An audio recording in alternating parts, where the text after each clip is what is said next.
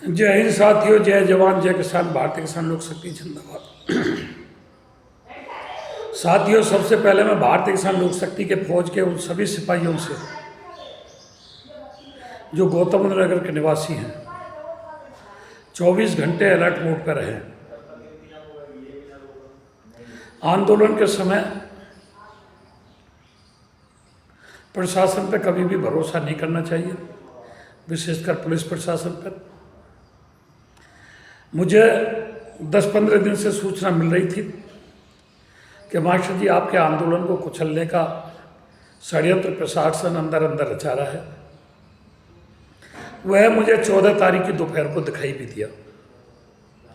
रघुपुरा कोतवाल पूरी फॉर्म में पूरी फोर्स लेकर के आया, मोटी मोटी आंख निकाल करके आया और किसानों को धमकाने का काम किया। भारतीय किसान यूनियन लोक शक्ति लगभग 3 महीने से शांतिपूर्वक धरना कर रही है। कहीं भी लाइन ऑर्डर में आज तक हेडिक नहीं बने। लेकिन अगर पुलिस प्रशासन इस झगड़े को अपने ऊपर लेना चाहता है तो हम तैयार हैं। जब पुलिस का मन करे हमें 2 दिन पहले बता देना, समय रख लेना, स्थान रख लेना। हम 2 हाथ करने को तैयार हैं। ना हम कमज़ोर थे, ना कमज़ोर हैं और ना कमज़ोर आगे होंगे। साथियों, जीवन रेखा की उम्र पूरी कर चुके हैं, सारे शौक मौज कर लिए हैं। फांसी से बड़ी कोई सजा नहीं होती, मौत से बड़ी कोई दंड नहीं होता। ना तो पुलिस की गोलियों से डर लगता है, ना किसी की दबंगई से डर लगता है, ना मुकदमों से घबराहट है, ना जेल से घबराहट है, ना तुम्हारे लाठी डंडों से घबराहट है। जिस तरीका से भी आप आना चाहें, आपका स्वागत है। लेकिन किसानों के अधिकारों का हनन यह मेरी पीड़ा सबसे बड़ी है। हो सकता है इस पीड़ा में मेरा हार्ट फेल भी हो जाए। किसानों के साथ इतना बड़ा धोखा,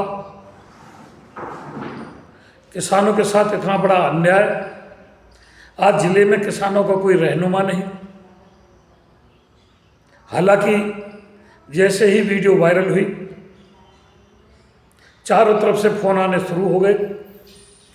कुछ अन्य संगठन के राष्ट्रीय अध्यक्षों ने, पदाधिकारियों ने भी हमको फ़ोन करके कहा, मास्टर जी कहाँ हो, किस स्थिति में, कहो तो हम आए। मैंने कि नहीं, अभी कोई ऐसी अवस्था नहीं है। जब बुलाना होगा हम मैसेज डाल देंगे, लाइव आके कह देंगे भाई ज़रूरत पड़ रही है, हम कमज़ोर पड़ रहे हैं, हमारी आके मदद करो। बार एसोसिएशन से वकीलों के भी फ़ोन आए। बार एसोसिएशन आपके साथ है, किसी भी तरीक़ा से कमज़ोर मत पड़ना। मैं बार एसोसिएशन के उन वकीलों से जिन्होंने मुझे फ़ोन करके हौसला अफजाई की, उनका धन्यवाद करता हूं। क्षेत्र की जनता से भी कहना चाहता हूं कि कहावत है कि अकेला चना कभी भार नहीं फोड़ सकता। वो भी वहां जब बड़े विरोधी, बड़े ताकतवर विरोधी हमारे सामने बैठे हों।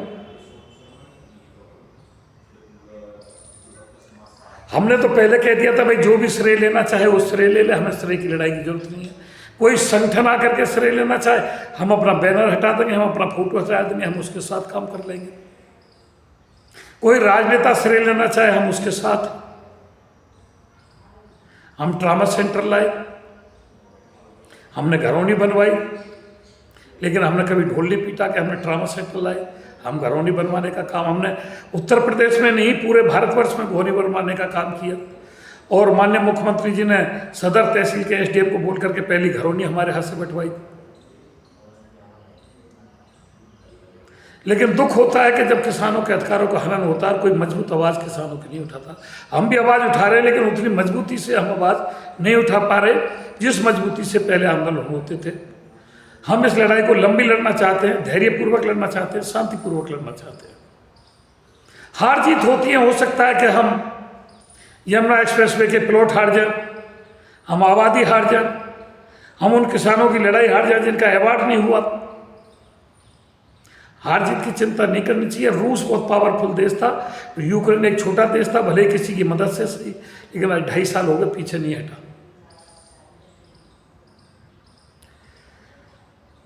तो साथियों, अगर हार जीत की चिंता करके लड़ेंगे तो कभी लड़ाई नहीं लड़ पाएंगे। हमसे बहुत साथियों ने कहा मास्टर जी आपके मुद्दे वो हैं जिनको प्रशासन सरकार कभी पूरा करने के मूड में नहीं है, इनकी उन्हीं लड़ाइयों को लड़ने।